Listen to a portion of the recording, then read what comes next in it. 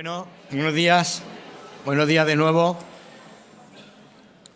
Buenos días de nuevo. Se me ha olvidado antes deciros que lo habéis visto los que hayáis entrado por esta puerta, que hay una mesa de librería de luces donde está el último libro de Sami Naïr, Europa encadenada, que es un libro que os recomiendo porque es muy interesante para ver cómo estamos viviendo, ¿no? ¿Cómo está Europa? ¿Cómo está la tarta de Europa? ¿Cómo hablaremos de ello? Bueno, la verdad es que vivimos tiempos de niebla, vivimos tiempos de mucho ruido, vivimos tiempos de mucha violencia de lenguaje, y para hablar un poco de todo lo que hemos visto hoy, del oficio del periodismo, ese oficio de mundos, como a mí me gusta llamarlo, de la ética, de las exigencias, de las fronteras de Europa, pues tengo dos invitados de lujo. Para mí es un honor y un placer contar con un maestro referente con el que yo crecí. Iñaki dice, y lo sabemos bien todos los que hemos trabajado en la radio, que la radio es como esa especie de hermano mayor que se cuela en tu familia y que mientras haces cosas, friegas los platos, estudias, es esa segunda voz de la vida en movimiento. Y bueno, yo he crecido con su voz, porque la radio que se escuchaba en mi casa, y bueno, siempre he aprendido muchísimo de él. Y luego, como también hijo de la migración, pues cuando descubrí a Sami Naïr, pues rápidamente me enganché primero a sus artículos y luego a sus libros. Creo que conocéis de sobra a nuestros dos fantásticos invitados, y creo que lo mejor es empezar un poco a hablar con ellos para que así luego podáis también participar, así al menos lo esperamos los tres, con vuestra pregunta. Iñaki, empiezo contigo. Hablaba al principio de ese control de la información por parte de Estados Unidos, de ese ruido que hay en las redes donde las fake news cada vez son más sofisticadas.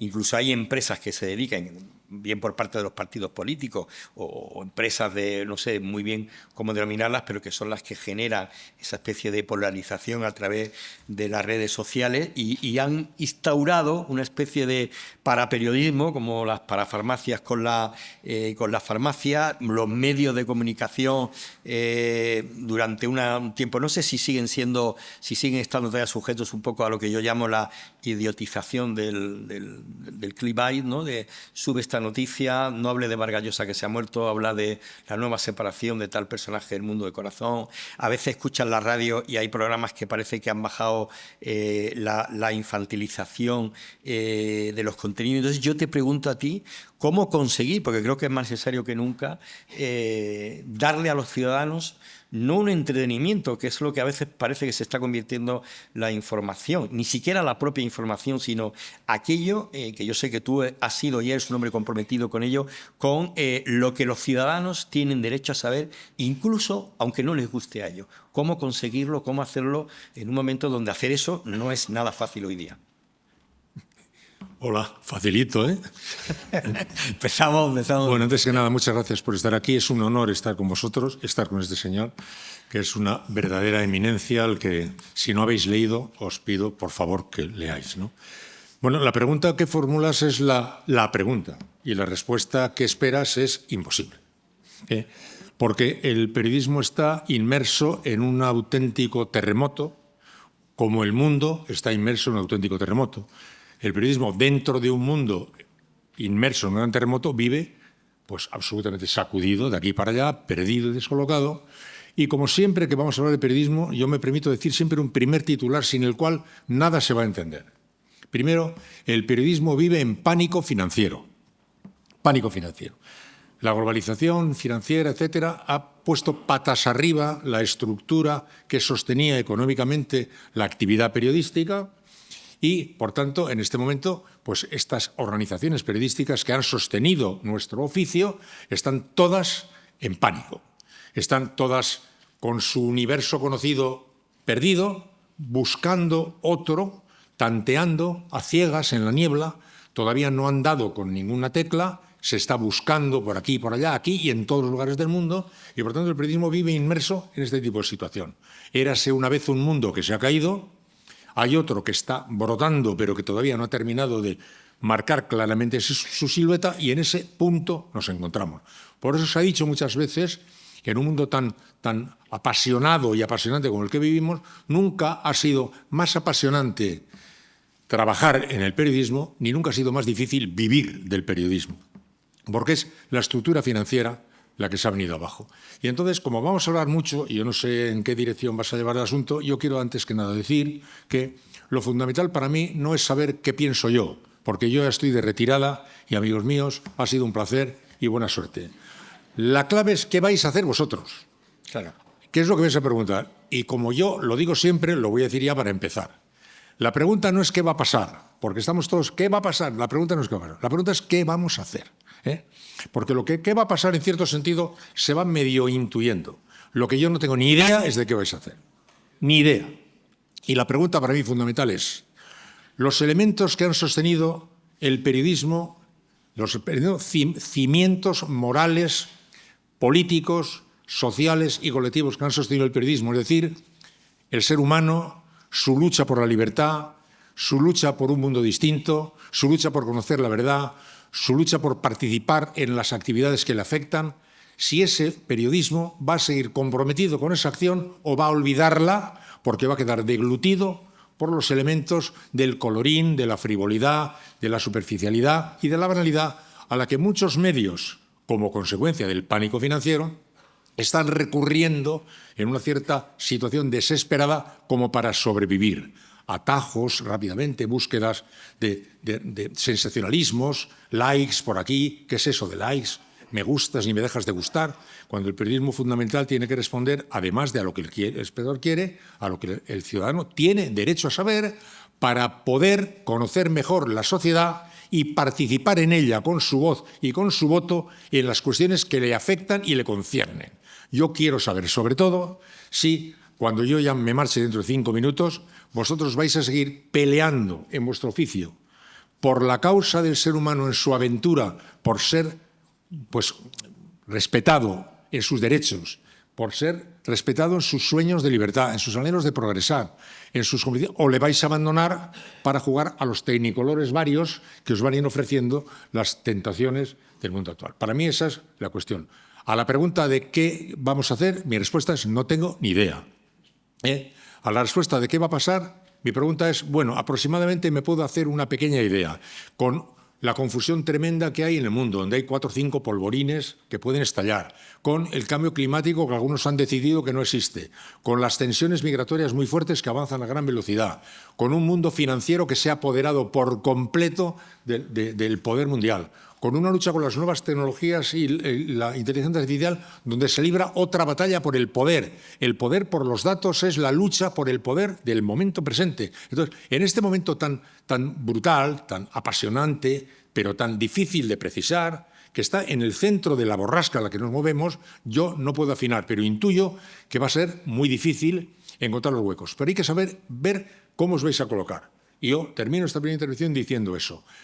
Cuando todas las herramientas de navegar fallan, los marineros miran a las estrellas. Es decir, buscan los elementos estables, lo que nunca cambia, lo que siempre va a ser verdad. En todos los elementos que cambien, buscar la referencia que siempre. ¿Y cuáles son las verdad? Que el ser humano o es un ser humano digno, que tiene derechos, que avanza en defensa de los mismos, que trata de progresar para participar en una sociedad con voz, con voto y con sentido. ¿O no?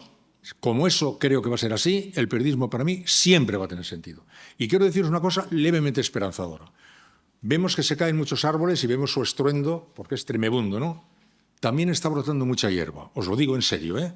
Lo que pasa es que no se ve. Cuando la hierba brota no se ve, pero está brotando mucha hierba. Sí. Hay mucha gente joven en muchos lugares del mundo que están intentando, todavía no han dado con la tecla, pero están moviéndose en la dirección que decimos, en favor de las causas de los derechos del hombre, que parece que están absolutamente liquidados, porque todo lo que vemos a nuestro alrededor parece constituir la victoria por aplastamiento de un pensamiento, ¿qué tal? Los fascismos que vienen, que yo no sé si llamarle fascismo, son de la familia de los fascismos, que eso está rodeando nuestro mundo, está por ahí. Pero os aseguro que hay mucha gente aquí y en Nueva Zelanda y en todos los sitios del mundo, gente joven que está buscando cómo moverse en este terreno en la dirección que yo digo. Es lo que yo os pediría. Que pase lo que pase, no os olvidéis que vuestro oficio o tiene sentido para lo que yo digo o no tiene sentido. Sencillamente, eso se inventa así, como alguna vez lo he dicho. Cuando se descubren los derechos humanos y se dice, tú no solo formas parte de la plebe, tú tienes derechos. Y como tú tienes derechos individuales, tienes derecho a saber todo lo que te afecta, cómo puedes participar en lo que te afecta. Para que puedas participar en lo que te afecta, inventemos un asunto que te ofrezca los elementos que te ayuden a tener criterio para poder defender tus derechos en la sociedad en la que vives. Mientras eso siga teniendo algún valor, el periodismo será teniendo algún valor. Y mientras vosotros creáis en eso, encontraréis el camino. ¿Por dónde? Ni idea tengo. Y vosotros, probablemente, tampoco vosotros lo tengáis. Pero si os movéis en esa dirección, la encontraréis seguro. Y si no, pues mira, os habéis confundido de oficio, pero tampoco mucho, porque están los más o menos por el estilo, ¿eh? Así que... Yo te decía lo de el derecho a saber de la gente, porque muchas veces lo hemos visto recientemente con el tema de Gaza. Los medios de comunicación, a veces uno tiene la sensación, como periodista, no te digo ya como ciudadano, que la pueden tener aún mayor, de que no nos están diciendo o no nos están dando a entender lo que tenemos derecho a saber. Por ejemplo, se ha visto muy poco en las televisiones, en los informativos, el tema del ejército norteamericano tomando las calles de Chicago. Se ha visto poco la contestación social que ha habido en Israel frente a Netanyahu. Y a lo mejor lo hemos tirado zapeando durante una semana con el tema de que si la UCO, que si Ayuso. Entonces, es que no es lo mismo que te informe, como tú dices, que nos informe de lo que tenemos derecho a saber, no de que lo que las cadenas o los medios quieran hacernos saber, ¿no? Darnos a conocer. Mi pregunta iba por ahí, porque el periodismo creo que en cierto modo debe jugar un papel de brújula, sobre todo para ello. Para ayudar a entender. Yo me solía enfadar cuando estaba en CNN Plus, cuando veía el eslogan que ellos presentaban como el último grito en la vanguardia comunicacional. Lo estás viendo. Está pasando. Entonces se veía en pantalla algo, nadie decía nada, solo el sonido natural que tuviera aquello. La prueba mejor, decían, del periodismo más formidable que se puede hacer. Lo estás viendo, está pasando. Y yo les decía ya, lo estás viendo, está pasando, pero no estás entendiendo nada. Porque tú estás viendo llover y no sabes si es el 12º día de lluvia de una tierra que se ahoga o el primer día de lluvia de una tierra sedienta que por fin ve que cae el agua. El problema no es lo estás viendo, está pasando. Lo estás viendo, está pasando, y alguien te tiene que intentar ayudar a entender qué quiere decir lo que estás viendo, está pasando, en qué orden lo colocas, aportarte elementos de juicio para que puedas interpretar la realidad en tu provecho, no quedarte hipnóticamente en lo estás viendo, está pasando, porque para eso se ha inventado el TikTok, que es muy entretenido, ¿eh? Entonces, esa es la particularidad. Sentirse cómplice con la vecina para ayudarle a entender y trabajar con toda nuestra alma para hacer muchos esfuerzos para intentar nosotros entender primero algo para poder aspirar a hacernos entender por la gente. Claro, efectivamente, estoy totalmente de acuerdo contigo. Y si hay algo que entender o intentar aprender a entender hoy día, entre muchas otras cosas, es Europa. Samir, ayer me reía mucho escuchando al primer ministro italiano Matteo Renzi, cuando dijo, a modo de burla, pero fue muy significativo, dijo, el robo del Louvre es una metáfora de Europa. Han robado en 7 minutos, nadie se ha enterado, y han robado el corazón de la cultura francesa. Y yo lo escuchaba a la broma y decía, hostia, lleva razón, ¿no? Eso está pasando en cierto modo con Europa, ¿no? Donde más que nunca hace falta una brújula, porque hoy día, si hacemos una encuesta aquí entre los alumnos y preguntamos qué es Europa hoy, qué fue Europa, de qué Europa venimos, a dónde vamos, podría ser un caos, ¿no? Luego te voy a pasar a ti el testigo de la pregunta también de Samir. Samir, escuchemos. Bien, es un placer estar con vosotros, la verdad, en este congreso de periodismo. Es que tengo la impresión de estar frente a soldados, futuros soldados en la línea de frente, porque se dice las fronteras, pero va a estar en las fronteras objetivas, y al mismo tiempo las fronteras del saber. Es decir, que el periodista es alguien que, más que un profesor, que inventa un conocimiento cuando comenta, ¿no? Cuando comenta una situación. Es decir, que es un oficio muy difícil y muy duro. Además, Guillermo, en su presentación, hablaba del peligro que 242 muertos 242 muertos. en Gaza, mucho más que evidentemente en Ucrania, y no sé si incluso en la Segunda Guerra Mundial hemos tenido 242 muertos en el plazo de 2 años. 2 años. Es una cosa increíble, es una cosa impensable. Es decir, que cada uno que coge el avión para ir ahí puede quedarse ahí o volver, digamos, en un ataúd. Es un oficio difícil y por eso verdaderamente tenemos que felicitarnos de que haya gente que entra en este oficio. La pregunta sobre la situación de Europa. Hace unos 10 años se podía contestar a esa pregunta de 2 maneras, o positiva o negativa. Hoy mi convicción personal es que estamos en otra época. La única respuesta es comentar el malestar, es comentar el fin de una época, es comentar la crisis que se alarga, se alarga, se alarga, y sabemos por qué, aunque la opinión pública desgraciadamente no tiene todas las herramientas para entender, y al mismo tiempo, con ese malestar, algo mucho más para mí duro que el malestar es la ausencia de futuro. Es decir, que hace unos 10 años, 20 años, vamos a ver, hasta la crisis de 2008, hasta 2015, se podía prever el futuro de la Unión Europea. Se puede decir, nos vamos en esta orientación. Ahora, la única cosa que caracteriza a todos los países europeos es el desacuerdo. Los periodistas intentan encontrar, cuando comentan una reunión de los jefes de estados de la Unión Europea, los puntos en comunes, pero saliendo de la reunión, cada uno volviendo a su país y tiene un discurso radicalmente diferente. Sabemos cuáles son los problemas claves. Tenemos una crisis profundísima del eje franco-alemán, que era el eje que ha construido la Unión Europea, que ha construido con mucha fuerza, con mucha voluntad, esa Unión Europea. Eso está en crisis. Sabemos hoy más que nunca que el modelo económico que hemos construido es un modelo en el que los elementos negativos son más importantes que los elementos positivos. No hablo solamente de los fondos estructurales que son necesarios, etc.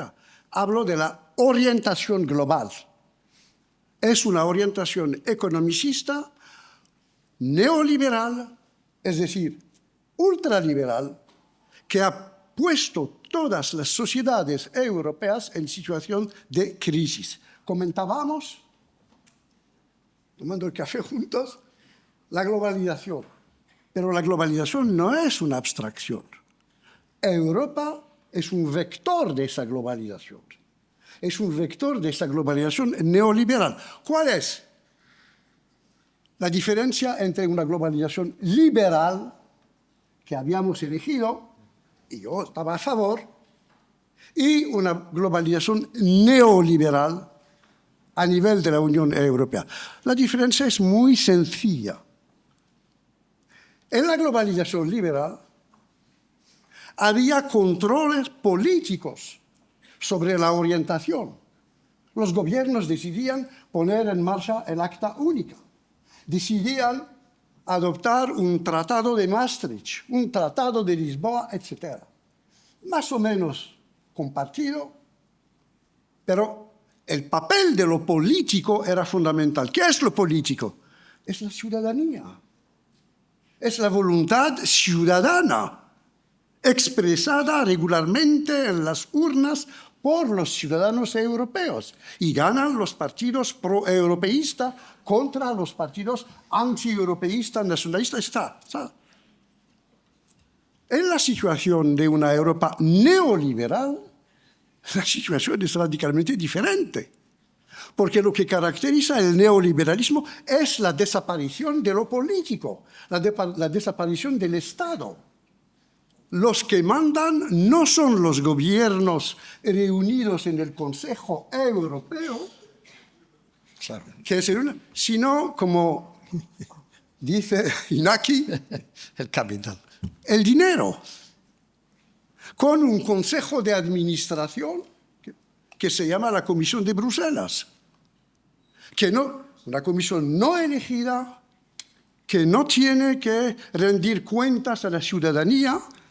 Podríamos pensar, tiene que rendir cuentas, por ejemplo, al Parlamento Europeo.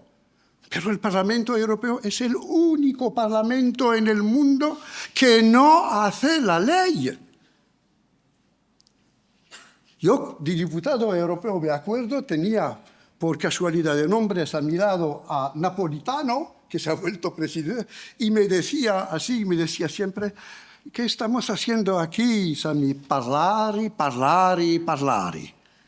Pero no hacemos la ley. La ley se hace en el seno de la Comisión Europea con directrices, orientaciones, reglamentos, etc. Y los reglamentos llegan en los gobiernos, en las naciones, como una cosa increíble. Doy un ejemplo otra vez, personal. Yo soy consejero de Estado en Francia. Recibimos cada año decenas, centenares de reglamentos que tenemos que poner en adecuación con el derecho nacional sin haber participado a la elaboración de estos reglamentos, porque nos dicen eso es lo que es necesario para la orientación económica. Es decir, que los ciudadanos, los partidos políticos, los gobiernos han perdido el control de la construcción europea. Yo quería preguntarte en ese sentido y a los dos, porque, por ejemplo, a mí me gusta definir la cultura con una frase que es el yo, tú, el él, en nosotros, ¿no? Y creo que uno de los fracasos de la Unión Europea es que no ha existido nunca, en realidad, el proyecto común del nosotros. Iñaki, te paso un poco a ti también la pregunta en ese sentido. Algo como en España, ¿no? El nosotros no ha desaparecido. El nosotros, que es algo... un concepto cultural. Sí, ¿no? bueno, en la idea, en Europa ya para empezar, alguno de los padres fundadores, Monnet, decía, si lo llego a saber, empezamos por la cultura, porque empezamos por la economía y hubiéramos debido empezar por armar una especie de cimiento emocional, moral, compartido. Lo que está en crisis es la idea de lo común. A mí la idea de lo común, cuando he dicho ahora Europa, está en cierto sentido fragmentada. Por cierto, como Europa no se haga más fuerte, no tenemos porvenir en el mundo. Seremos una pequeña cosa lateral, extramuros, de un mundo mandado por ejemplo de China, de India, etcétera. No pintaremos nada. Pelear por Europa nos jugamos la vida en la pelea por Europa. ¿Os creéis que no? Pues sabed que Europa sale adelante fuerte y si no sale adelante fuerte lo vais a padecer todos muchísimo. Yo acuso mucho la existencia de una crisis grande que es la falta de convicción de lo común. Cuando contaba hace un momento a mí que iban los jefes de Estado a una cumbre y cuando se marchaban ninguno hablaba de Europa sino de lo mío, y vienen aquí y nos dicen, nos ha ido muy bien en Europa, hemos sacado un 4% más que cuando estaba el anterior presidente. El otro hemos sacado un 4% más. Pero ¿quién piensa en Europa? Si cada uno está pensando... Ocurre en España un poco igual. Se celebra una cumbre de presidentes autonómicos y cada uno al volver a su comunidad dice, nos ha ido mucho mejor, pero nos ha ido peor que a los de La Rioja. ¿Y quién habla de España? ¿Quién habla de España? ¿Quién habla de Europa? No, cada uno habla de lo suyo y va a Europa como quien va, los obispos que van a visita ad limina a Roma, pero en principio cada uno con su mirada local, como aquí. La idea de lo común, mirad, yo estoy completamente obsesionado con la idea de lo común. La idea de lo común es lo que tenemos en principio, en cierto sentido, acordado. Cuando no existe una conciencia de lo común, se pierde el sentido común. Sí. Y cuando se pierde el sentido común, esto es un manicomio. Sí, pero... Pues hemos perdido el sentido común, porque hemos perdido el sentido de lo común. Por ejemplo, vosotros seguramente, cuando vayáis mañana con vuestros amigos a tomar unas copas, dejaréis la calle como una pocilga, porque no es de nadie. Es decir, no, Perdonad, quiero decir con eso, quiero decir cómo se ha perdido el sentido de lo común. La calle ha dejado de ser nuestra. Parece que no es nada común. Recuperar el sentido de lo común, de lo compartido, es algo importante. ¿Qué ocurre en la política? Acuérdate de aquella frase famosa de Fraga, la calle es mía. Sí, no, pero digo que exacto. ¿Qué ocurre en la política? No pueden ponerse de acuerdo en nada porque ha desaparecido el día de lo común, de lo que nos es común, de lo que tenemos todos más o menos en nuestra mano como un sento clave. Cada uno está buscando, tirando de lo suyo. Yo os invito mucho a que reflexionéis sobre la idea de lo común. Lo común es fundamental. Nadie es solo un individuo, nadie es solo un individuo. Todos somos mucho más que un individuo. Formamos parte de una colectividad social. Sentirnos miembros de eso es algo importante y trabajar para ahormar eso, para urdir esas telarañas y para defender lo que es común. Y defender lo que es común desde el barrio en el que estamos, que tiene que quedar bien porque es común, es nuestro, lo tenemos que cuidar hasta todos nosotros. En Europa yo me siento desolado. Hubo un tiempo, años atrás, donde iban algunos líderes políticos a Europa a construir Europa. Sí, pero no se ha construido. Pero ahora no. Ahora ya no. Ahora hacía mucho que se ha olvidado. Ahora cada uno va a defender su pedacito de cosa, ¿no? Sí, pero hay que entender, estamos totalmente de acuerdo, pero hay que entender por qué no existe este común. Es decir, que sabemos que no hay común, o hay común, pero el contenido del común es diferente. Me explico. Desde el punto de vista de la identidad, la Unión Europea es una comunidad de intereses. Nunca ha sido, aunque era el proyecto de los fundadores, de los padres fundadores, pero concretamente nunca se crearon las instituciones para que de esta comunidad de intereses pasemos hacia la comunidad de pertenencia. No se puede tener nosotros sin comunidad de pertenencia. Doy un ejemplo que no tiene nada que ver con la comunidad, pero que lo demuestra claramente. El ejemplo de un inmigrante, paradójicamente.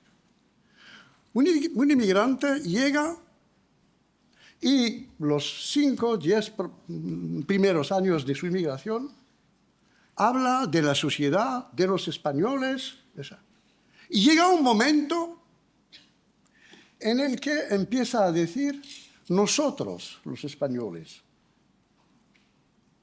Cuando ha llegado a este punto, está en la comunidad de pertenencia. Los otros pueden decir, tú te quedas con el color de tu piel, un africano, yo no sé qué, no eres español. Pero él dice, soy español. ¿Por qué? Porque ha accedido a la comunidad de pertenencia. El problema es que para acceder a esa comunidad de pertenencia, uno tiene que entrar en los usos y en la manipulación de las herramientas identitarias de la sociedad, etc. Estos instrumentos han sido, lo digo pesando mi palabra, prohibidos dentro de la Comisión, dentro de la Unión Europea. Hubiéramos podido, cuando hemos creado, por ejemplo, el mercado único, 1986-89, cuando hemos adoptado el Tratado de Lisboa, pese al rechazo de la ciudadanía francesa, Irlanda y los Países Bajos, hubiéramos podido decir, basta, paramos la economía.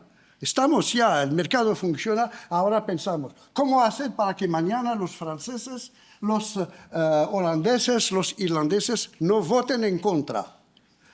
Vamos a darles la palabra en el Parlamento Europeo. Tenemos un Parlamento Europeo, que el Parlamento Europeo sea un elemento de fabricación de la identidad común. Nada. Es que ahí no sé si tenéis la sensación, los dos, de que tú que eres francés, porque estáis hablando de cultura, de ese nosotros en común, que viene a representar casi, Iñaki y Nair, el fracaso de los principios, de los valores de la Ilustración, ¿no? La libertad, igualdad, fraternidad, todo eso vehiculado a través de la educación, y siglos después da la sensación que ha fracasado porque hay peor educación, o se ha perdido, se ha devaluado la educación, la libertad está bajo sospecha, y esa cultura de lo común, de lo europeo... Sí, pero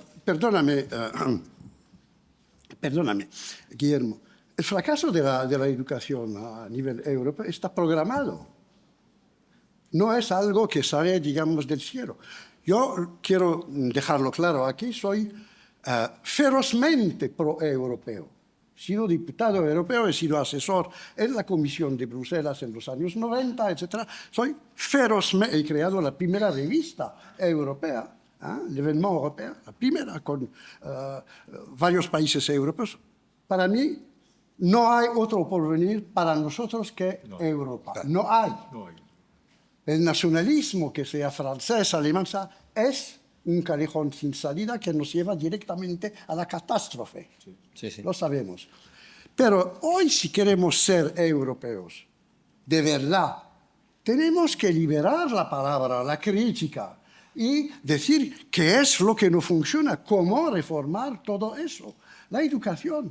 Te doy un ejemplo.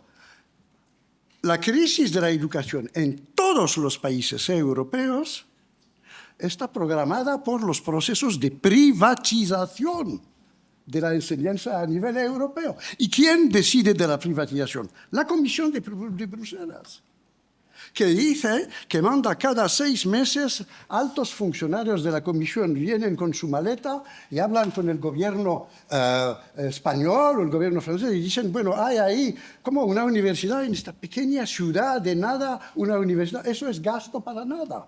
Si quieren la gente ir en una universidad en una pequeña ciudad, que se creen una universidad privada. Pero nosotros no podemos seguir financiando a eso. Es decir, que yo estoy convencido de que si no paremos ahora este proceso, los servicios públicos y desde luego la educación están condenados. Y hablábamos, Iñaki hablaba justamente de este cambio, digamos, de valores, de ideas en este mundo.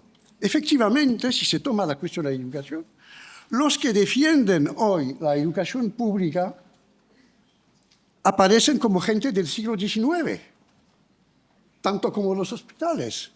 ¿Por qué? Porque la victoria histórica del neoliberalismo es, antes que todo, una victoria ideológica. Han conquistado las mentes, han conquistado los espíritus, han conquistado la mirada. Y para luchar en contra de eso, se necesita permanentemente analizar con lucidez y honestidad, el papel del periodista, analizar lo que está pasando y decir por qué vamos a aceptar eso. Decir que vivimos una época en la que, en realidad, el discurso de la ilustración, el discurso que es el discurso de la educación es la ilustración, el discurso de la ilustración está perdiendo espacio, perdiendo peso en todas partes. Ahora el discurso dominante es el discurso de la regresión, el discurso del odio, el discurso del conflicto, y eso no solo a nivel ideológico, sino que está fortalecido por estrategias geopolíticas que hacen que la fuerza se ha vuelto el elemento que construye el derecho. Tal país no está de acuerdo conmigo, mando mis aviones que lo bombardeen. Nuevo presidente del otro lado del Atlántico, voy a conquistar a Groenland, voy a destrozar a Colombia y a Venezuela, voy a los palestinos, mando bombas ahí a los israelíes. Es decir, que hemos entrado en una época en la que el derecho también está desapareciendo. Vamos a dejarlo ahí porque te voy a preguntar más adelante. Quería añadir una cosa. Querías añadir. Es que no, quería decir que tiene... A mí me parece que tocaba en este momento el núcleo de la jugada. En este momento se ha impuesto definitivamente la ley del más fuerte. A lo largo de la historia de la humanidad, la batalla siempre ha sido la misma. La ley del más fuerte dominaba. Poco a poco y con esfuerzo, el ser humano ha ido oponiendo la fuerza de la ley. Poco a poco. Y yo pongo los ejemplos de las películas del oeste, todas son iguales. Tratan todas de lo mismo. Hay un pueblo donde alguien muy poderoso hace lo que le da la gana, ha impuesto el terror, llega un sheriff que todavía, en una situación de debilidad enorme, poco a poco emprende una heroica batalla para hacerse más fuerte y al final a veces gana. Es una metáfora de la situación habitual del mundo.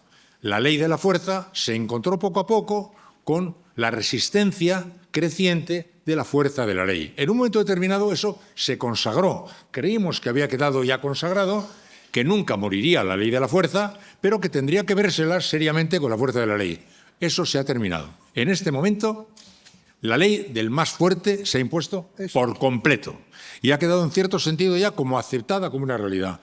No es malo saber dónde están las dificultades, porque para enfrentarse a la vida que tenéis por delante, sabed que pelear en favor del derecho contra la ley del más fuerte es una causa de vida, que hay que pelear por eso. La recuperación de la musculatura de la fuerza de la ley, que quiere decir la musculatura del Estado de Derecho, que quiere decir la musculatura de la democracia. Porque finalmente Europa se ha terminado por convertir en un supermercado. A mí me parece demasiado nombre para un supermercado. Los supermercados se llaman Supermercado Paqui, Supermercado Mari Carmen, Supermercado Europa. ¡Jola!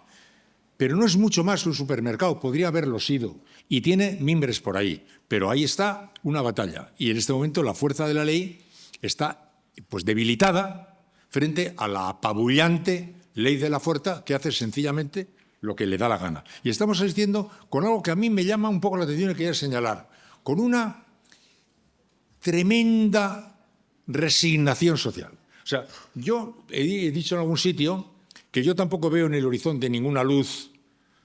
Yo ya soy muy mayor y me da bastante melancolía saber que me voy a morir sin ver en el fondo una luz que históricamente siempre he visto. Yo desde que era pequeño, siempre había en el horizonte alguna pequeña luz progresiva que pues yo qué sé, cualquier sueño, equivocado o acertado. Mayo del 68, otros decían que el comunismo, yo no lo sé, pero había alguna luz que decía otro mundo es posible. No, ahora ya no hay. Ahora la gente vive como no es posible otro mundo y voy a ver cómo me acomodo lo mejor que pueda en este, porque no se siente nadie con capacidad para doblar el brazo del poder. Y en ese sentido... Perdona, pero sí hay una luz en el horizonte. Sí. Los que sueñan con volver atrás. Los únicos que miran al horizonte y ven con ilusión lo que viene es los que quieren que lo que venga sea lo que hemos dejado atrás. Y en este momento palabras como la lucha por la libertad, la lucha por la igualdad, la lucha por la cohesión social, la lucha contra el cambio climático, la lucha en favor de los derechos de la mujer, la lucha en favor de los derechos de la mujer, son las grandes palabras malditas de nuestro tiempo, cuando habían sido para nosotros la razón de ser de nuestra vida. O sea, pues si no está en favor de los derechos de la gente, la libertad, la igualdad, la cohesión, avanzar en esa dirección, los derechos de los homosexuales malditos durante miles de siglos, los derechos de las mujeres, la lucha contra el cambio climático que nos asusta. De pronto esas son palabras malditas. Sí. Malditas. Bueno, pues tenemos que luchar para que vuelvan a no ser malditas, porque ¿cómo vamos a aceptar que sean malditas? Claro, eso quería preguntar en ese sentido, dos vertientes. Una, el periodismo entonces que tendríamos que hacer sería un periodismo en defensa propia por un lado y luego el propio ciudadano, hoy más que nunca, bueno, como en otras épocas del posfranquismo, por ejemplo, tiene más responsabilidad de dar un paso al centro y... Yo no sé lo que tiene que hacer nadie. Yo lo que sí sé es que si el periodismo quiere cumplir su papel, y su papel consiste en agarrarse del brazo al ser humano y acompañarle en su aventura humana de libertad, si quiere hacer eso, tiene que saber dónde están las líneas de complicación. Yo no sé lo que hará, yo qué sé, no tengo ni idea, pero sé que si tiene conciencia, como yo veo las cosas, pues tiene que ser que luchar por Europa es una causa que es fundamental. Luchar por los derechos es una cosa que es fundamental. Luchar para evitar que parezca una idiotez. Luchar por la cohesión social es una batalla fundamental. Luchar porque no parezca que eres un antiguo del siglo XIX porque creas en estos valores, me parece una causa fundamental. Yo luego no sé lo que se puede hacer. Cada uno hace lo que puede, ¿eh? Pero tengamos claro que si somos periodistas y, por tanto, queremos acompañarle al ser humano en su batalla por tener criterio para jugar su papel en la sociedad, sepamos cuáles son los elementos. O sea, ¿qué queremos que ese ciudadano sea? Un ciudadano que permita vivir en un continente que se va a convertir en algo periférico y que Europa sea nada, o preferirá pelear para que sea algo, ¿eh? ¿Aceptará el principio de que no queremos un mundo en el cual pues, se luche contra el cambio climático, o creerá que tiene que luchar con... ¿Creerá que tiene que convertir en una causa que le parezca horripilante lo que ha ocurrido en Gaza, o preferiremos que no le importe nada lo que ha ocurrido en Gaza? Pues tendremos que saber qué queremos. No sé luego lo que tiene que hacer, pero primero lo que no puede es equivocarse respecto a dónde están las líneas de combate. Yo en el caso de Gaza, por ejemplo, a mí la disputa sobre si era un genocidio o era lo que no era una parada militar, era, desde luego, era una brutalidad absolutamente inconmensurable hecha con un descaro total y con un apoyo internacional. Esa es una causa que no te permite no saber dónde colocarte. Tienes que saber dónde colocarte. Una vez que ya sabes dónde colocarte, harás lo que puedas, pero no dudes dónde colocarte. Vas a de repente a aceptar que la lucha que han tenido, pues yo qué sé, los homosexuales por su libertad, ya sea una causa que te es igual, como si los matan, no.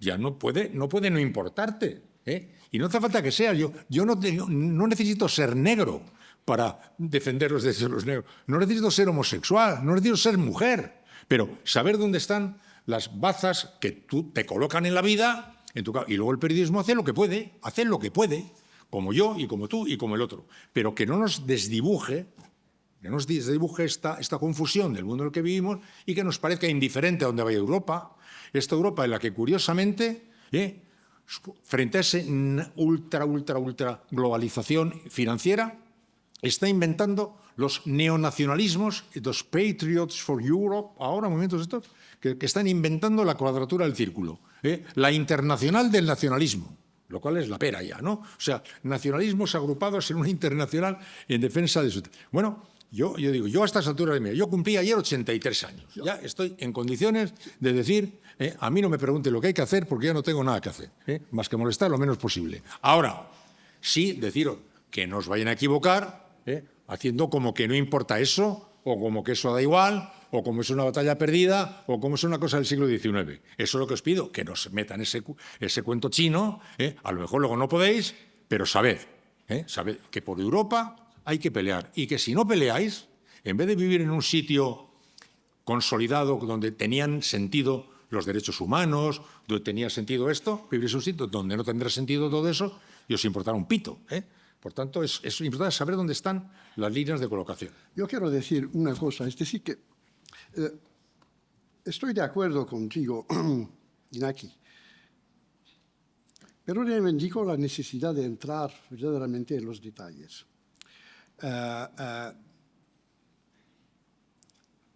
Si queremos construir una comunidad de pertenencia, que es la condición sine qua non para la construcción de una comunidad política europea, no solamente una comunidad económica.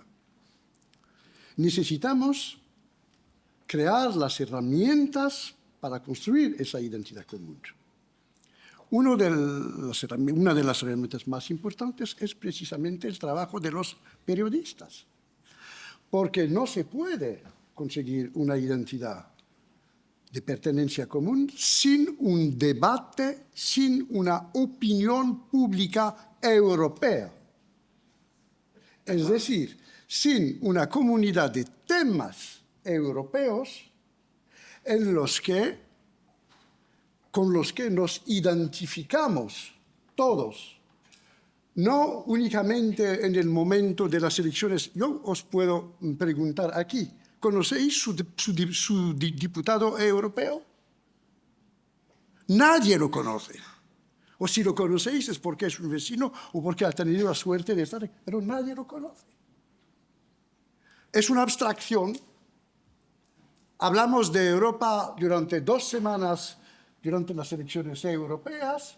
Hay un mes antes batallas para estar en las listas y el día mismo, digamos, de la elección, terminado, pasamos a otra cosa. De hecho vas a Bruselas y lo que ves son las secretarias de los diputados que casi nunca están en el No, pero despacho. permíteme, y si sacas un tema europeo para abrir el debate que propones, te van a acusar de estar quitándote de encima los temas locales que son los que te importan. Claro, Exacto. Dicen, no, mira, no me vengas con estas cosas, claro. que Es tú decir, te quieres escabullir de los temas locales. No hay manera de meter un debate europeo. Claro.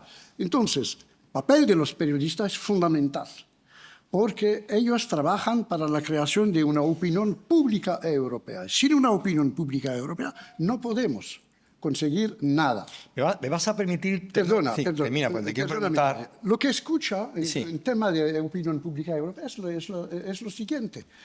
En Francia, bueno, vamos a reformar la PAC, pero los españoles quieren más, los alemanes quieren acabar con la paz, etc. Es decir, que estamos, cuando se habla de opinión pública europea, se habla de conflictos entre los europeos, lo que fortalece como telón de fondo el nacionalismo de cada Estado.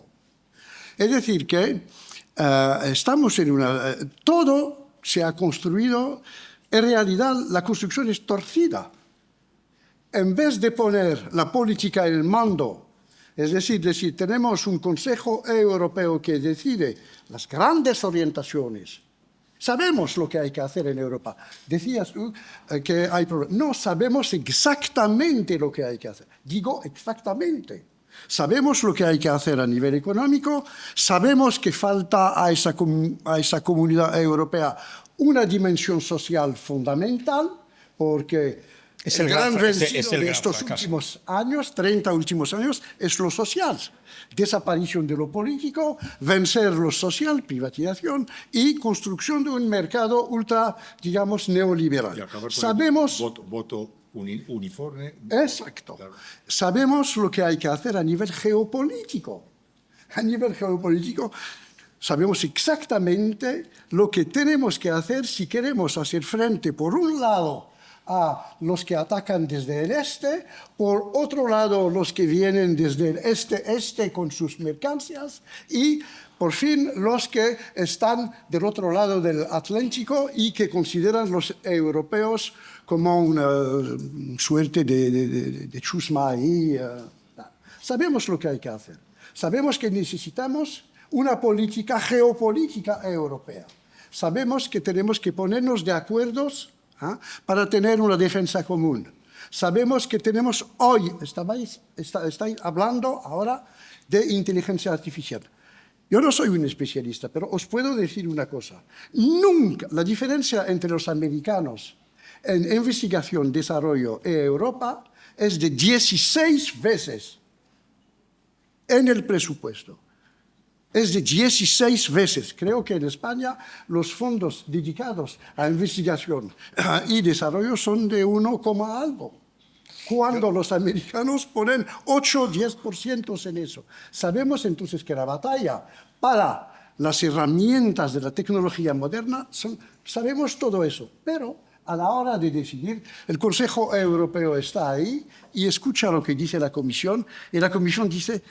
Oye, vosotros, españoles, ya estáis cumpliendo ahora, pero Francia tiene 5% de déficit, Italia tiene 5% de déficit, Alemania empieza a plantear problemas.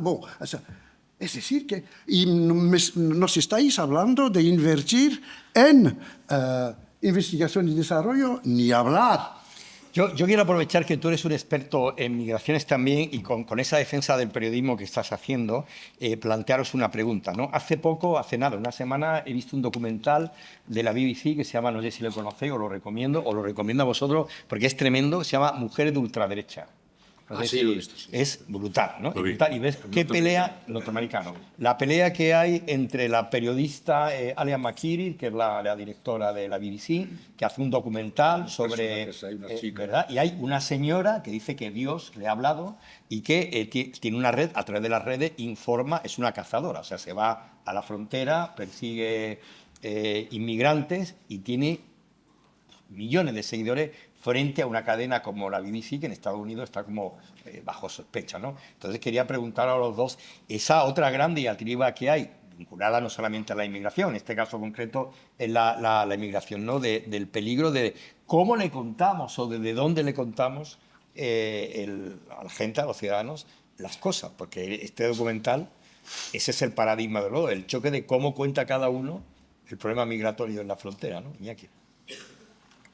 Hombre, yo hace mucho tiempo que descubrí la verdad profunda que encerraba la frase de Einstein que decía: es más fácil disolver el átomo que disolver un prejuicio.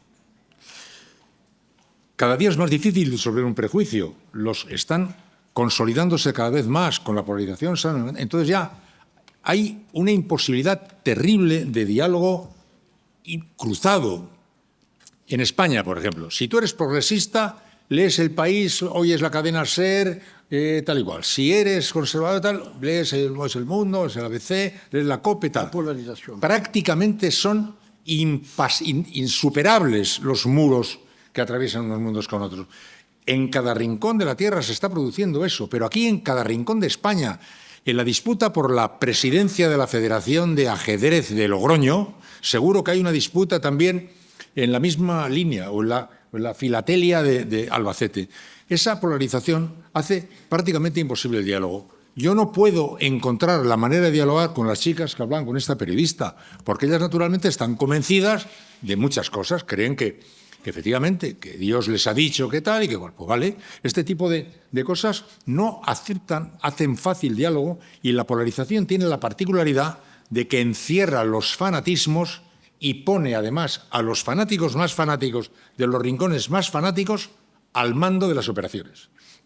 No solamente es que está habiendo un fanatismo, sino que se está apoderando del timón y de la brújula y de la bandera. Y suma mucha audiencia, que es lo preocupante. Bueno, porque el fanatismo, claro, es que la pereza intelectual es la primera tentación del mundo. Es tan cómodo, hijo, y es que está chupado, es que es ideal. O sea, tú abrazas una idea de esta y ya todo arreglado, fenomenal. ¿Para qué te vas a construir líos mentales de qué tienes que hacer? Si está prácticamente todo ya decidido, pero todo decidido de una manera superficial. Fíjate, no quiero entrar en política porque tampoco es el día, ¿no? Pero me sorprende que la gente joven que ahora sigue con entusiasmo los planteamientos de algunos partidos políticos me digan a mí que lo hacen porque dicen las verdades. Pero vamos a ver, porque dice las verdades tú puedes seguir a un periodista, o puedes seguir a un sociólogo, porque diga las verdades puedes seguir a un profesor, pero a un político le pides que, además de decir las verdades, nos diga cómo va a solucionar los problemas. Y resulta que aquí, en este momento, y en el mundo entero, se está siguiendo a gente porque dice las verdades y todavía no ha dedicado ni un segundo a explicar qué hará para resolver los problemas. Son planteamientos completamente colegiales, pero eso es a lo que nos lleva la radicalización de la oposición y las posiciones enfrentadas fanáticamente. Entonces, ¿qué se puede hacer? Pues luchar intelectualmente contra esa tentación, la tentación del confort estupendo, que significa abrazar una de estos universos redondos que te dan la respuesta cósmica a todas las cuestiones de la vida y dejarlas ver, y pelear individualmente por tu libertad personal, por tu libertad intelectual, por tu libertad de criterio, por tu libertad de pensamiento, y estudiar y trabajar y viajar y conocer a la gente. Y yo digo a los periodistas, además, no solamente estudiando y leyendo y viajando, sino conociendo a la gente de vuestro alrededor. Iros al mercado, que dejan entrar, iros a los hospitales, que dejan entrar, iros a las audiencias públicas, que os dejan entrar, iros a ver a la gente, a ver la vida, a ver qué piensan los demás. Cargaos de criterio propio, trataros de criterio para defendeos de la enorme fuerza inercial, del arrastre que significan estas corrientes polarizadoras. Pero a esta chica que el otro día, en este reportaje que dices, una periodista estupenda, que sencillamente iba preguntando a otras colegas suyas qué opinaban sobre lo que estaba pasando, era hablar con un tío que solo sabe euskera con uno que solo sabe chino. Es que no había manera humana. Entonces, ¿cómo se supera eso? Solo se supera, primero, sabiendo que es un mal y que por tanto hay que pelear para superarlo, y segundo, para desarrollar individualmente la mayor formación que se es capaz de acumular con criterio propio, con la elaboración de pensamiento propio, con miradas particulares sobre la gente, importándote la gente, porque quiero comunicar que al que no le importe la gente se ha equivocado de oficio. O sea, no digo que le tiene que importar muchísimo, a lo mejor le importa menos que sus cuñados, su prima y los de su equipo de fútbol, pero o le importa algo o se ha equivocado. Por tanto, la lucha contra esta polarización no es posible. Sí. O sea, solo es posible la pelea sabiendo que eso es muy malo, sí, para avanzar en esa dirección. Porque yo no sé, ante la pregunta que tú me has formulado, ante esas dos, sí, esa disputa, yo no tengo ni una posibilidad, ninguna humana tiene posibilidad de saltar este charco. No se puede. Claro, el tema de la inmigración, cómo se construyen las noticias, desde qué lado y cómo se olvidan con cierta facilidad, es lo que está, digamos, un poco engordando ese odio al diferente, ¿no? O esa no aceptación de la que tú hablas antes, de la pertenencia a una cultura ajena que tú quieres hacer tuya, ¿no? Sí. Tras, digamos, 20 años de lucha sobre esa cuestión de la inmigración. Primero, hoy, te había enseñado un artículo de otro, hay un artículo central en el periódico francés Le Monde. Sarkozy. Sí, lo de Sarkozy. Sarkozy es terrible. Es terrible. Lo ponen, es un día vendido hoy porque un expresidente de la República delincuente por fin entra en la cárcel. Desde 1789 es la primera vez en Francia. Entra en la cárcel. Por supuesto, lo van a liberar dentro de 3 semanas. Lo van a liberar. Amnistía o cualquier cosa. Pasa esta noche del martes en su celda de la cárcel. Pero dejamos eso. Una noticia interesante.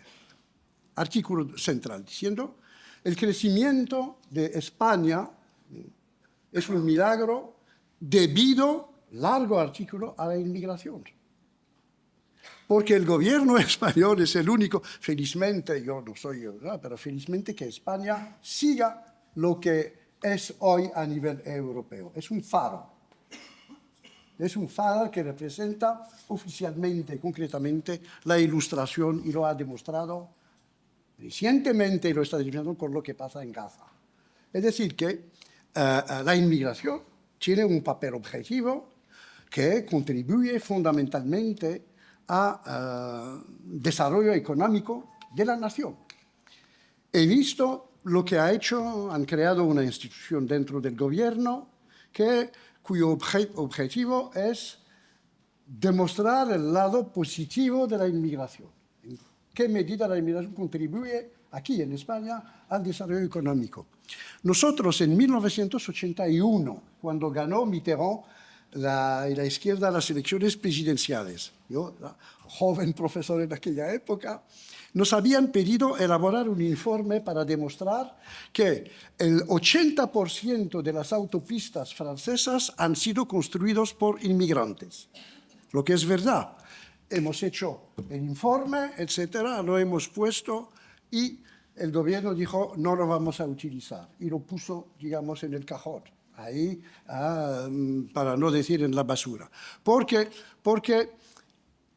tenemos un poder bastante frágil sobre este tema y no sabemos cómo la gente va a reaccionar. Es decir, que la voluntad de enfrentar los prejuicios, la voluntad de decir no me importa el coste electoral de esta posición. Lo que me importa es la verdad, esa voluntad no existe. Voy más allá.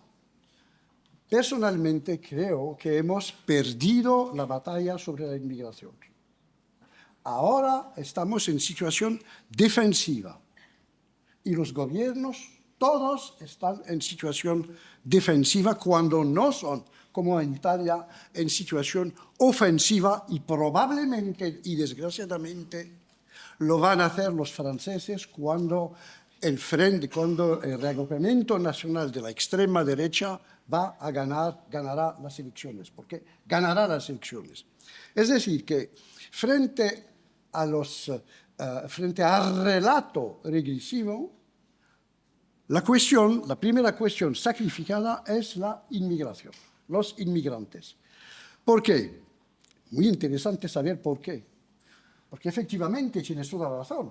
Tenemos que analizar, entender por qué ese fenómeno. La situación es la siguiente. Es que podemos tomar el ejemplo aludido a la Alternative für Deutschland, a la AfD. Alternative für Deutschland en Alemania entraron en la política en 2011. Por lo de Merkel, por lo de Angela Merkel. Sí.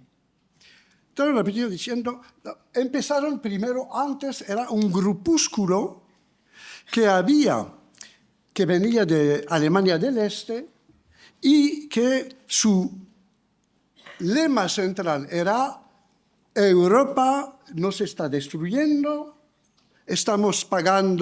pagan para Europa, para los españoles, los italianos, los portugueses, pero no pagan para nosotros los europeos, los alemanes del Este. Y durante meses, 2 años prácticamente, yo tengo todavía en casa, digamos, unos unos textos que decían cuánto cuesta un español para un alemán, publicados por la AfD. Cuando Merkel hizo lo que ha hecho con los sirios, inmediatamente cambiaron el discurso y empezaron a decir: los musulmanes nos van a invadir. Es una invasión. Y a partir de ahí, ahora es el segundo partido, probablemente llegará a ser el primer partido. Termina porque quiero abrirle un poco a los alumnos, aprovechando Quisiera añadir solo una cosa. Yo estoy convencido de que estamos perdiendo el relato sobre la inmigración. Y eso porque los partidos políticos no tienen la valentía, digamos, de poner claramente sobre la mesa este tema y defender el derecho. Yo no defiendo la inmigración como inmigración. Me importa un pepino. Lo que defiendo es el derecho y la justicia. Y cuando uno está aquí y trabaja, tiene los mismos derechos que los que trabajan. Tiene los mismos derechos que los que viven aquí. La defensa de la inmigración es la defensa del derecho. ¿Y por qué tenemos esta crisis? Y termino sobre eso. En Europa hay otro problema que habrá que analizar, porque Europa está atravesando, digamos, una crisis gravísima en la que, en realidad, la cuestión de la diversidad, no hemos podido hacer de la cuestión de la diversidad un tema común, sino, como lo decía Inaki, es un tema ahora que pertenece a un bando y el otro bando está en contra de la diversidad. Es un enorme fracaso en cuanto a la construcción de los relatos. Estoy de acuerdo contigo. Como veis, yo podría estar aprendiendo, porque es lo que hago, aprender de estas dos mentes tan lúcidas, por todo lo que dicen, que lo suscribo todo y la verdad es que es una maravilla estar escuchando. Pero tenemos aquí futuros periodistas y quiero que aprovechéis la oportunidad que tenéis de preguntarle a nuestros invitados. Venga, tenemos por allí tenemos una pregunta. Venga.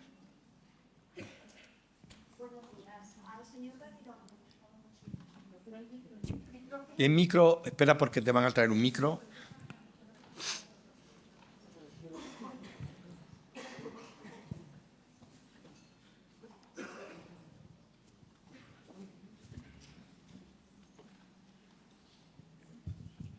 Gracias. Hola, buenos días. Señor Gabilondo, usted ha dicho hace un momento que tiene tantos años.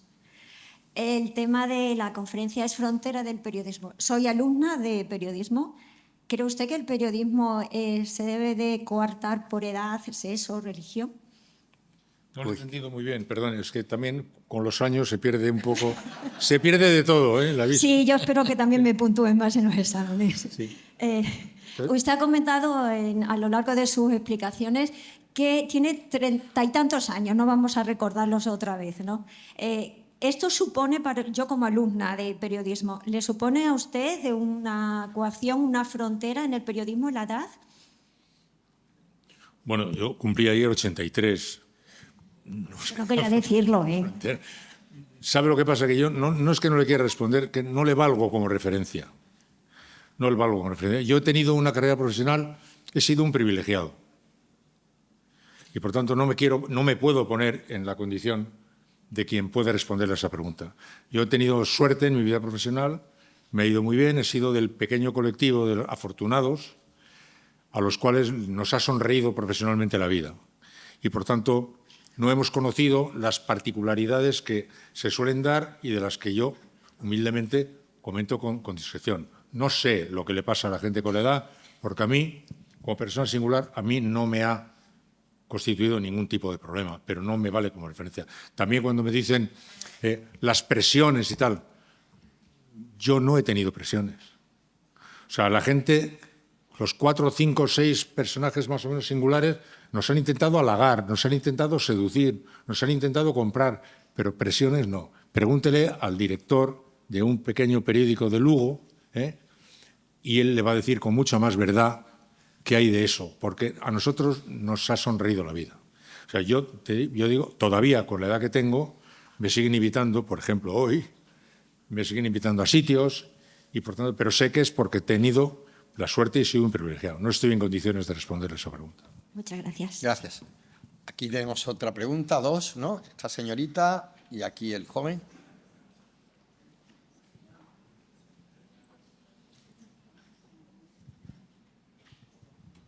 A ver, se me ha quedado mucho la frase que habías dicho de que la fuerza es el elemento que construye el derecho y que hay que seguir luchando con la fuerza y oponerse a la ley y demás. A ver, está genial lo que habéis transmitido, pero a ojos prácticos, a ver, la mente funciona por imágenes y es muy tangible lo que tú conoces y tu entorno y eso, que eso te cuesta desvincularte para seguir esa fuerza.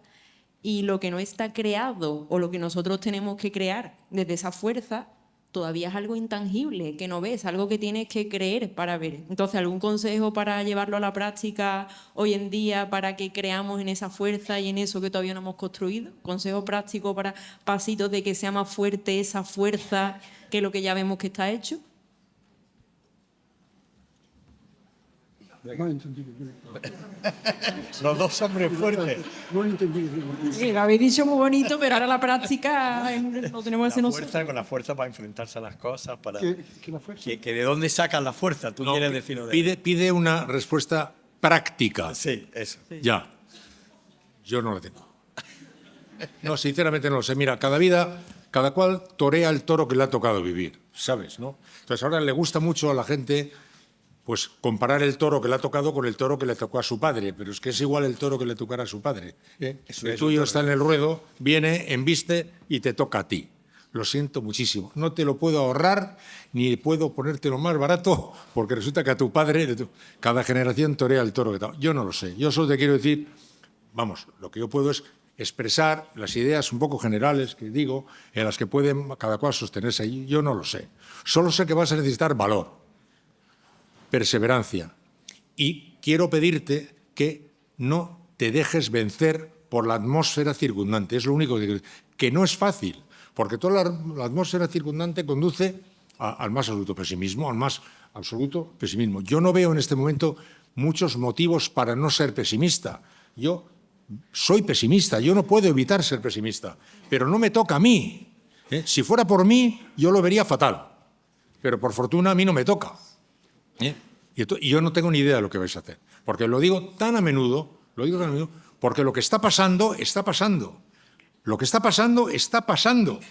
Lo que viene detrás de lo que está pasando es lo que vosotros vais a hacer. Yo no sé qué vais a hacer, pero sé que vais a necesitar valor y una cierta... Y no dejaros arrastrar por esa especie de permanente invitación a la derrota, aceptación de la derrota, bajada de brazos y echarte a dormir. Eso es lo que no hay que hacer. Hay un obstáculo, bueno, pero se puede superar. Las circunstancias, yo no sé cómo, pero se pueden superar. Cuando yo Cuando Franco se murió yo tenía 33 años y 3 hijos. Se había llevado mi infancia, mi juventud, y era director de una emisora de radio. Era un adulto, joven, pero un adulto, hecho y derecho.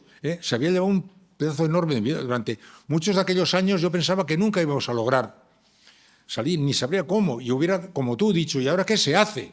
Pues, bueno, pues se puede hacer.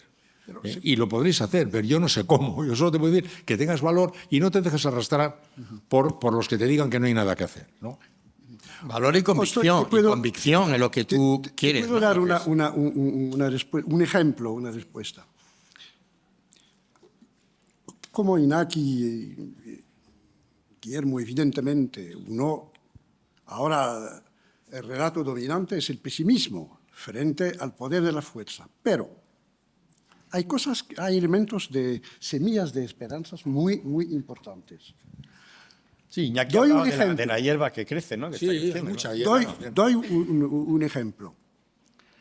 El gobierno español, los españoles y el gobierno, la oficialidad española, ha apostado sorprendentemente a nivel de la opinión pública europea, ha apostado hace un año para la paz y declarar que lo que pasa en Gaza es un genocidio. Ha apostado. Era el único gobierno en Europa que decía eso. Más, el gobierno español, que no es de los más fuertes a nivel europeo, es la cuarta potencia europea. El gobierno español ha dicho, quiero un tratado de paz y reconocemos el Estado palestino. El reconocimiento del Estado palestino ha generado el reconocimiento de Irlanda, de Malta y otros países.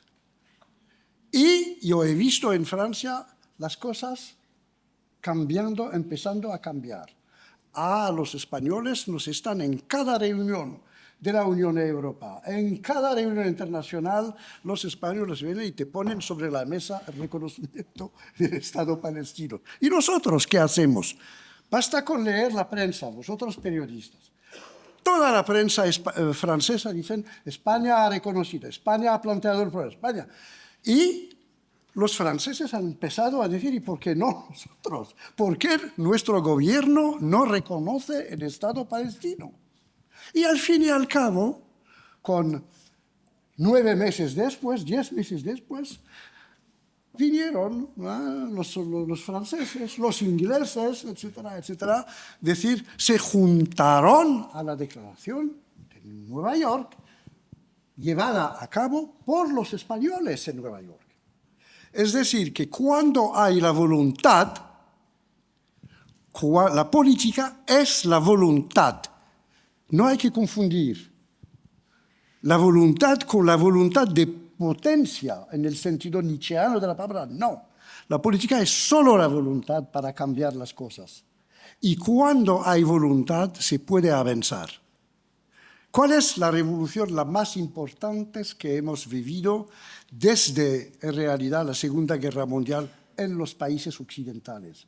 Para mí la revolución la más importante es la revolución feminista, la revolución de las mujeres. Esa revolución feminista tiene consecuencias enormes sobre la construcción del vínculo social, sobre la estructuración de la sociedad y desde este punto de vista sobre la mirada que los jóvenes ahora tienen sobre las mujeres, sobre las chicas. Ha cambiado todo. ¿Por qué? Porque las mujeres han hecho estos últimos 30 años, han llevado una batalla sin concesión para sus derechos, mirando siempre y pensando siempre, yo lucho para la igualdad, pero soy mujer. ¿Y qué pasa con las mujeres? Es decir, que es un asunto, el pesimismo existe, pero, como decía muy bien Gramsci, el pesimismo de la razón siempre necesita matizarse con el optimismo de la voluntad. porque la voluntad es optimista y tenéis que tener voluntad en su trabajo. Muy bien. Mira, yo te presto mi lema, que siempre ha sido inasequible al desaliento, que es una manera Si de... me permite, de yo seguir. quisiera decir, puesto me he quedado con la pena de que a esta chica tan simpática que me ha pedido un consejo práctico, Lo has dicho. y yo no digo, no tengo posibilidad, pero te voy a decir una cosa que no es mala, que no viene mal. Reuniros varios amigos y vivir en periodista. Porque como os veis mucho, pues en vez de ir al cine, también ir al cine, pero empezar a vivir en periodista. Reuniros 4 o 5, leer cosas juntos, comentar cosas juntos, ir juntos a actos, comentarlos después, iros al museo que digo, iros al campamento gitano ese que dejan pasar, deja ver cómo la gente... Empezar a vivir en grupo, empezar a preocuparos por hablar bien, que aunque no se lleve, vosotros que vais a vivir de esto, esmeraos y hacer el ejercicio entre vosotros de una pequeña cápsula de gente a la que le preocupa que el sujeto concuerde con el verbo y con el predicado. Y hacer pequeñas burbujas de acción de vida en periodismo. Interesados por la vida de verdad y empezar a acercaros ahí. Eso es práctico, os sirve seguro, os sirve seguro, pero seguro. O sea que 4 o 5 amigos, empezar a hacer eso, reuniros para vivir en periodista. ¿Sabes lo que dice Iñaki? Porque en mi generación se decía mucho cuando entrabas en un periódico que te preguntaban ¿qué zapatos utilizas? Porque el periodismo estaba en la calle. En los últimos años el periodismo está en las redacciones, corta y pega, agendas oficiales y se gasta poco en zapatos y mucho en móviles. Teníamos otra pregunta por aquí. Buenas, quería primeramente agradecer la charla tan interesante que han tenido y en referente a lo de la crisis que está atravesando Europa en este momento, la pregunta es para Iñaki. Ha dicho antes una frase que ahora mismo en esta época de su vida en el horizonte no ve nada y que le haga pensar que el futuro es más próspero que el presente de ahora mismo. Entonces, ¿qué tendría que pasar ahora mismo? ¿Qué signos, qué evidencias para que ese horizonte recupere, digamos, esa luz y pueda volver a ver que avanzamos en vez de quedarnos estancados? No, yo he visto esa lucecita cuando he viajado mucho por el mundo, he tenido mucha suerte y he tenido ocasión de ver aquí y allá a mucha gente, sobre todo mucha gente joven, haciendo muchas cosas. Iniciativas muy distintas, pequeñas cosas, pero muchas. Y eso me ha parecido una luz de horizonte. Eso a mí me esperanzaría si viera que eso cuajaba un poco más. Lo que por el momento yo veo es un pensamiento dominante que prácticamente ha puesto en manos del poder financiero y las luchas de poder que se libran, sobre todo ahora en los territorios de la alta tecnología, la inteligencia artificial, con la lucha de poder que me resulta muy desanimante. Y la única luz que veo es la ilusión enorme que tiene la gente por un futuro que constituya el regreso al pasado. Y eso no. Pero, ¿dónde podríamos verlo? Yo creo que en la consolidación de más hierba que crece. Eso es lo que digo, más hierba que crece. Porque no consigo que esa hierba que crece ocupe un lugar en la pista central. En la pista central está copada por los que transmiten esas ideas de que no hay nada que hacer. Y veo esa como una pequeña resignación. Europa, por ejemplo, ha ofrecido unos espectáculos absolutamente desalentadores. Que la presidenta de la Comisión Europea se vaya a un campo de golf de Donald Trump a firmar un acuerdo como el de los aranceles, que todos los líderes europeos estuvieran el otro día como esperando la palmadita en la espalda del capital, sonriendo, tal. Esa especie de aceptación de la humillación, la aceptación de ese secretario general de la OTAN, que desde luego me parece que es el paradigma de la humillación europea y de la vergüenza colectiva, que esos gestos pudieran estar cada vez más contrapesados por gestos de acción, de iniciativa, de gente haciendo cosas, ¿no? Pero, como digo, yo creo que saltar por sitios inesperados. Mirad, termino 40 segundos. Un libro que me gustó a mí mucho, pero lo que pasa es que me gusta mucho y lo cito alguna vez, pero no lo encuentro. Eran 5 historiadores españoles a los que les habían pedido la editorial que cada uno de ellos se situara en el final de un siglo y dijera cómo veía el futuro. Entonces, a uno le encomendaron que se colocara al final del siglo XVI, a otro al final del siglo XVI. Y cada uno iba contando cómo esperaba que fuera el futuro. Se equivocaron todos, porque todos los pronósticos de futuro fallan.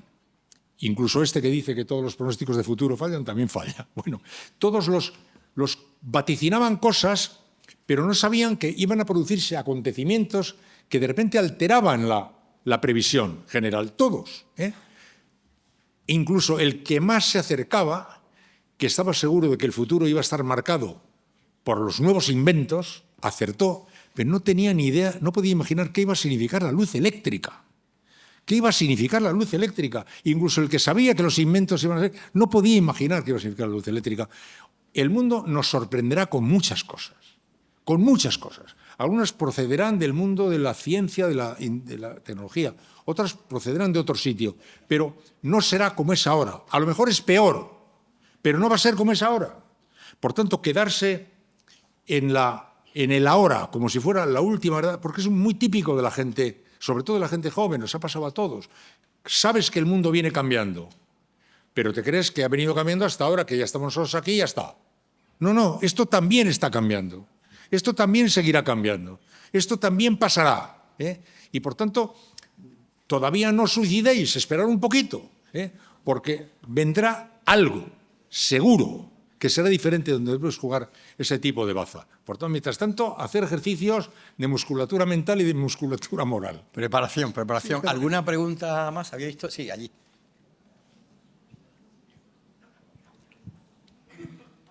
Buenas tardes. Mi pregunta es una doble pregunta muy rápida. La primera para el señor Sami. Usted en junio del 2002 firmó un artículo en Le Monde titulado Israel-Palestina, el cáncer, que junto a Edgar Morin y Daniel Salenav, que suscitó muchas críticas por el antisemitismo y por supuestamente superar unos límites hacia la crítica del gobierno israelí. ¿Usted cree que ese caso, el periodismo, funcionó como esa brújula que han mencionado para superar barreras hacia los derechos humanos? Y mi segunda pregunta, relacionada también con este conflicto que hay en la Franja de Gaza, es tanto para Iñaki como para usted, es que si creen que el periodismo debe atreverse a usar un lenguaje fuerte para estos conflictos o por el contrario se debe evitar para que no haya controversia ni malentendidos. Muchas gracias. Para que no haya... Controversia ni malentendidos. La segunda parte, disculpa. La segunda es que si ustedes creen que el periodismo debe atreverse a usar un lenguaje fuerte en los conflictos que hay, como por ejemplo puede ser en la guerra de Rusia-Ucrania o el conflicto que hay en la Franja de Gaza, o por el contrario debe usarse un lenguaje más tranquilo para evitar controversia y que no haya malentendidos. Muchas gracias. Será como neutralidad, ¿no? Si es un lenguaje más neutral o un lenguaje más posicional en conflictos como el de Ucrania en la guerra. Sobre la primera pregunta, hemos escrito un artículo efectivamente con mi amigo Edgar Morin y con Daniel Salenav, miembro de la Academia Real, de la Academia Francesa, para denunciar los bombardeos de Rafah en los años de 1999, creo, en 2000, y la destrucción prácticamente de Rafah, que se ha reconstruido después, por parte del ejército israelí. El artículo ha sido escrito por mayoría por Edgar Morin. Edgar Morin es un gran filósofo y sociólogo francés. Edgar Morin ha sido el jefe de François Mitterrand durante la resistencia. François Mitterrand era un joven militante y Edgar Morin era su jefe. Es un judío, no es su nombre Morin, su nombre es Nahum. Es un judío que no podía soportar lo que pasaba con estos bombardeos. Daniel Salenav había escrito un librito que ha tenido bastante ecos en Francia sobre un viaje que hizo en Gaza precisamente y los territorios ocupados, y ella utilizó por primera vez la palabra Gaza es una cárcel con cielo abierto, porque mataban prácticamente cada día también a los gazaúis. Y yo, en aquella época, tenía una buena relación, vieja relación con mi amigo Edgar Morin, entonces me pidió juntar mi nombre al artículo. Entonces leí el artículo y encontré, digamos, al final del artículo que el artículo es demasiado pesimista, que denuncia. Y dijo, mira, Edgar, tenemos que poner una parte, un párrafo sobre el futuro. tenemos que decir que abogamos para la paz entre los israelíes y los palestinos. Y hemos publicado el artículo así en El País, en Le Monde.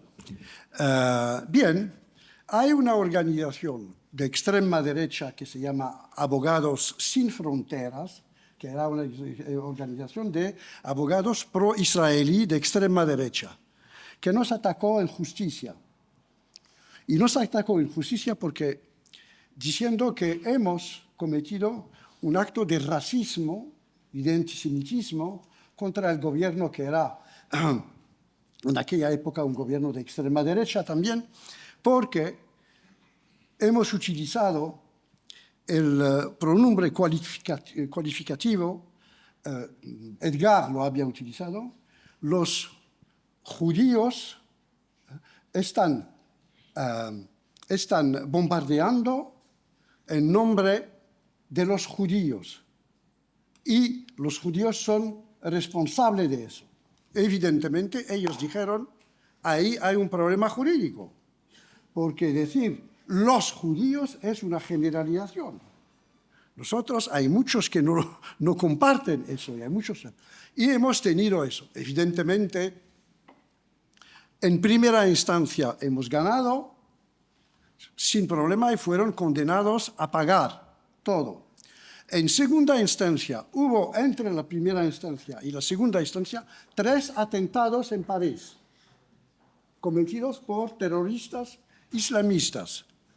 Y justo a este momento viene el juicio en el Tribunal de Versalles, que es conocido como uno de los más reaccionarios del país, y entonces dijeron no, y ha revertido totalmente diciendo que nosotros hemos cometido un error, que tenemos que pagar para eso, y nos condenaron.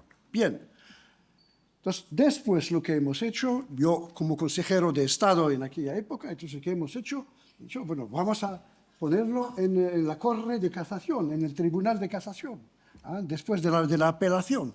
Y el Tribunal de Casación, por supuesto, 2 años después, destrozó totalmente y triplicó la condena de los abogados. Triplicó, es decir, que tenían que pagar para los gastos de justicias y pagarnos a nosotros dinero. Los 3 nos hemos puesto de acuerdo para que el dinero que nos pagan lo hemos dado a una organización para la defensa de los palestinos. Una organización, digamos, que defiende los palestinos que habían perdido sus palabras. Y los medios de comunicación hicieron hincapié sobre la primera, hicieron hincapié sobre la segunda, pero sobre la tercera ya nadie se acordaba de eso. Entonces, a veces encuentro en Internet únicamente las 2 primeras, cuando hemos ganado al fin y al cabo. Eso os da idea de la función de los medios de comunicación. Permíteme, como la pregunta que ha hecho es muy, muy interesante respecto a cuál es la posición ideal, colocarse en una posición más o menos neutral y dejar que las cosas circulen, o implicarse, ¿no? Es más o menos, aunque corra algún tipo de riesgo. Esta es una muy interesante cuestión porque suscita una vieja disputa. Hace muchos años, cuando yo era un periodista joven, el modelo parecía Walter Cronkite. Walter Cronkite era el periodista más famoso de la televisión norteamericana, que hacía el telediario más famoso. Un día se jubiló. Y cuando se jubiló, hubo una rueda de prensa y le preguntaron, ¿usted, señor Cronkite, con el enorme prestigio que tiene, se podría presentar a las elecciones a la presidencia? Por cierto, ¿por qué partido se presentaría? Y dijo, caramba, me acaban de hacer ustedes a mí el mayor honor que se le puede hacer a un periodista, dijo Walter Cronkite. Durante algunos años, esa fue la idea general que nos construía a todos. Es decir, la actitud ideal es la de Walter Cronkite, moverte en un mundo en el que los hechos se presenten y no tengas tú que explicarte. Hubo años después, hace no muchos, un debate extraordinariamente interesante en el periodista del Guardian de Londres, un periódico, sobre cuál de las 2 posiciones es la correcta, y se llegó a la conclusión de que no había una respuesta. O sea, que cada cual podía decidir, o que hay circunstancias en las que los hechos han de mostrarse sin decir nada, y hay circunstancias en las que hay que mojarse. Y yo, a lo largo de mi vida, pues creo que me he encontrado con estas situaciones y creo que no cabe una respuesta exacta en la que decir hay que mojarse o no. Pero creo que sí hay hechos históricos concretos en los que no puede uno no mojarse. Claro. Uno no puede estar, bueno, ni con ETA ni con no ETA, no se puede. En el caso de lo que ha ocurrido ahora en Gaza, no se puede estar. Claro. No se puede estar. Por eso digo que hay circunstancias en las que no permite. Pero ¿cómo? Yo, por ejemplo, fíjate, se acuerda aquí una compañera que tengo, cuando en el año del 2006 se celebraron las elecciones democráticas en Gaza, que ganó Hamás. Yo estuve en Gaza entrevistando a Hamás. Entrevisté a Ismael Haniyeh, que ahora en los atentados, las detenciones de Israel, ha muerto. Pues pensábamos que en aquel momento era una oferta informativa absolutamente adecuada, ha ganado las elecciones, este es el presidente nuevo, y le hicimos una entrevista a un presidente nuevo, aunque estaba colocado en la órbita de quien ya no paraba de decir que no reconocerían a Israel nunca, bajo ninguna circunstancia. Era, sin embargo, un hecho informativo que hubo muchas personas que no entendieron aquella acción, pero no fuimos los únicos periodistas del mundo que entrevistamos al ganador de las elecciones, pero era un caso en el que ahí no había mucho que poner. Pero ya te digo, en principio, la respuesta es, desde mi punto de vista y desde mi experiencia, es que hay circunstancias en las cuales la presentación sencilla de los hechos puede resultar la mejor fórmula sin necesidad de cargar ninguna tinta, y luego hay cosas en las que uno no puede en modo alguno no implicarse. O sea, en este momento es imposible no implicarse en favor de la causa de Palestina. Es imposible. Porque tenemos que ir terminando y tenemos una última pregunta. Samir, ¿no? ¿Tú querías preguntar? No, o allí, ¿no? Allí. Y aquí este chico.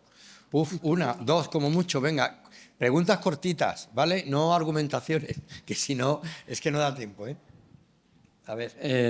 La mía va para los tres, porque han hablado mucho sobre la Unión Europea, o sea, sobre la unión de Europa, sobre el nosotros europeos, sobre que no acabe en una posición periférica, que claro, esto suena muy bien para el norte y el centro, que son los que tienen el poder económico, tienen el poder político y se aseguran una voz.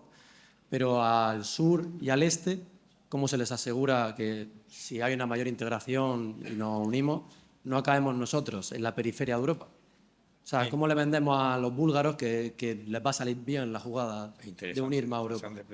Respuestas cortitas, para que entre una más al menos. ¿Qué ha preguntado? No he escuchado. Que como el tema europeo, como pues siempre hablamos norte y sur y tal, pero ¿qué pasa con los países satélites, por ejemplo, Bulgaria? ¿Los países asiáticos? No, países de Bulgaria, los países del este europeo, al menos que nunca se les los tiene que nunca los mencionamos. Sí, efectivamente tienes toda la razón. Nunca mencionamos a estos países cuando hoy tienen el papel más importante.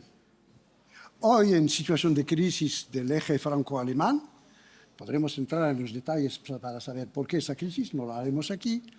Los países del este han ganado prácticamente un peso enorme que no corresponde a su peso económico, que no corresponde a su peso demográfico, porque estamos en una situación en la que, en realidad, los problemas geopolíticos son mucho más importantes que los problemas de construcción económica o política de la Unión Europea. Y permíteme que añada solo una pequeña observación que no se os olvide nunca.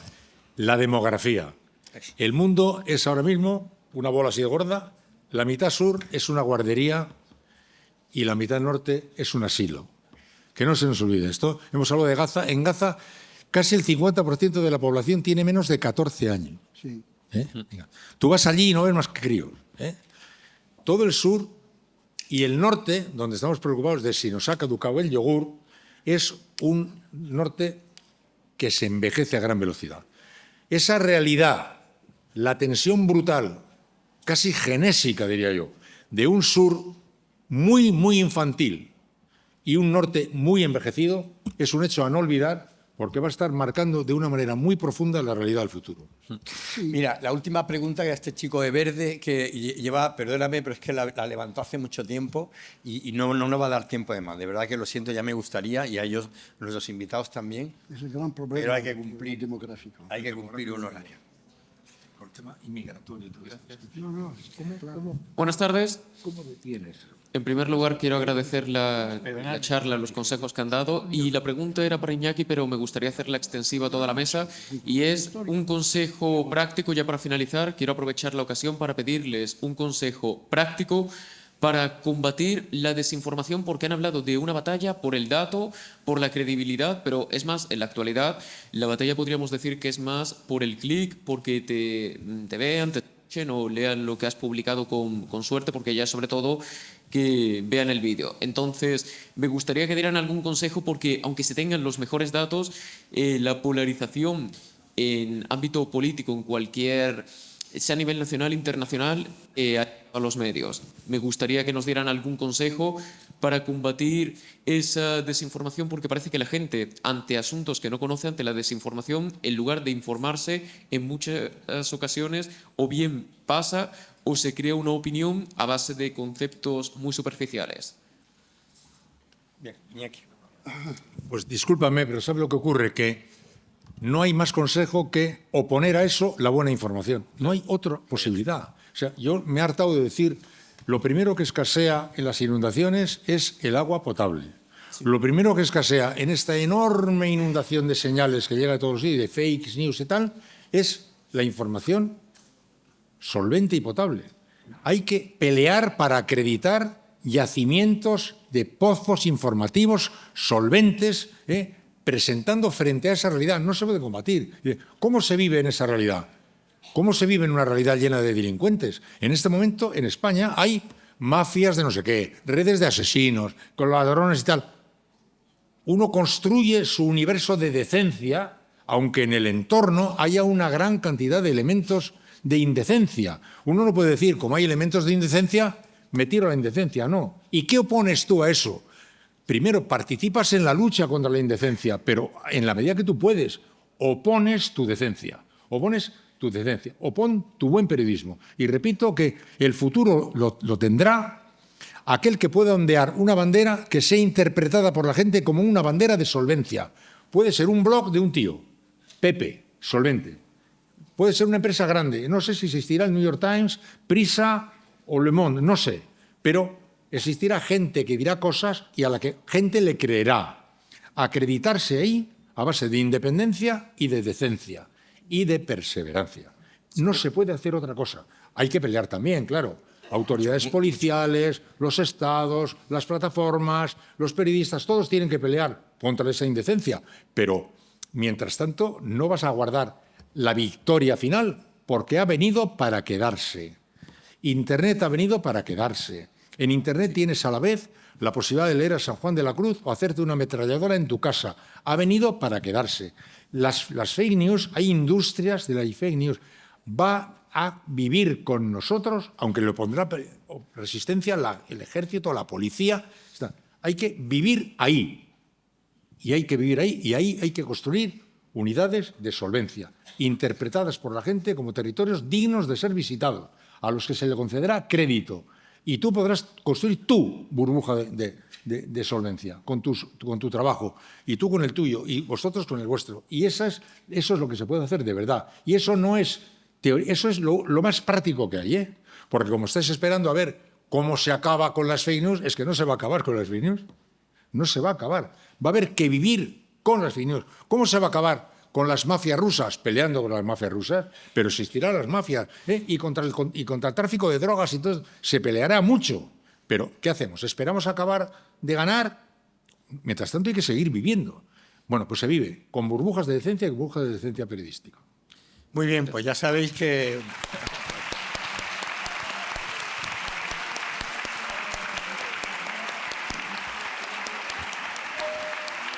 Bueno,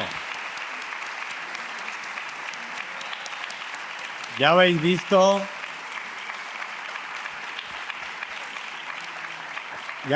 la talla intelectual, la talla profesional, los consejos prácticos. Yo quería, por eso, que este congreso empezar con estos dos magníficos maestros a los que yo admiro. Hay un libro por ahí muy famoso que hablaba de una generación periodística, que Iñaki lo conoce, que venía a decir el último que apague la luz. Yo lo que diría para terminar es que vosotros que llegáis, encended la luz con mucha fuerza. Muchísimas gracias y de nuevo un aplauso a los invitados.